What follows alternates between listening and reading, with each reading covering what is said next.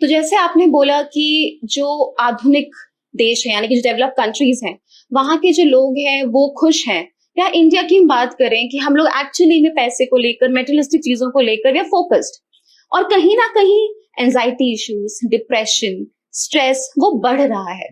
तो ये जो स्पिरिचुअल यूनिवर्सिटी का जो आपका कॉन्सेप्ट है, ये कैसे हेल्प करेगा हमको, and what we can do about it?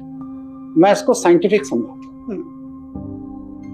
हमारे शास्त्रों में ये लिखा है, यत ब्रह्मांडे तत्पिंडे। हमारे ब्रह्मांड में जो भी कुछ घटित हो रहा है वो हमारे पिंड में घटित हो रहा है। अब आप देखिए, ब्रह्मांड तो खैर बहुत ऊपर की चीज है। हम अपनी पृथ्वी पर क्या रोज जंगलों को काट रहे हैं? अगर हम इस पृथ्वी पर रोज जंगलों को काट रहे हैं तो हम जंगल को बाहर नहीं काट रहे हैं, अपने अंदर भी काट रहे हैं। क्या हम पानी को पोल्यूटेड कर रहे हैं?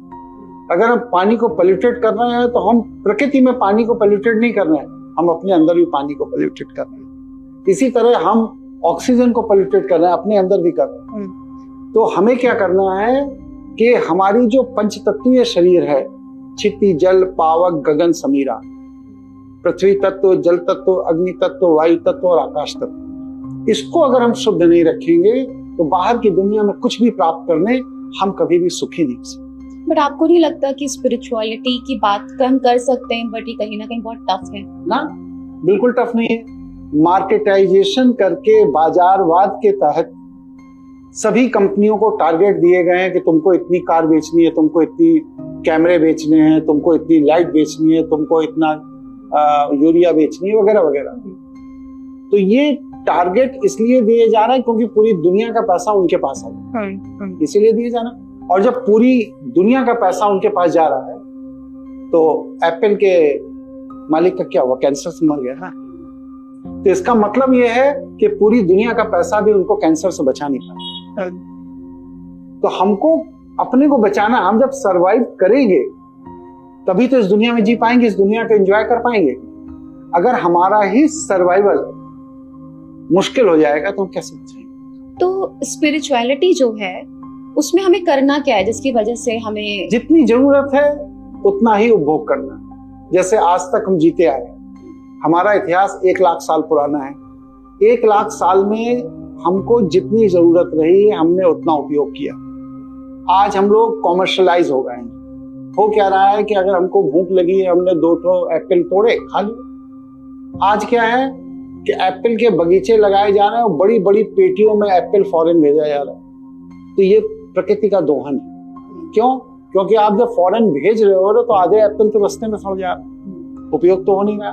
दूसरा, वहां बेच कर भी आप क्या कर रहे हो? वो लोग शराब ही तो बना रहे। तो क्या मनुष्य एप्पल खाने के लिए बना है या शराब पीने के लिए बना है?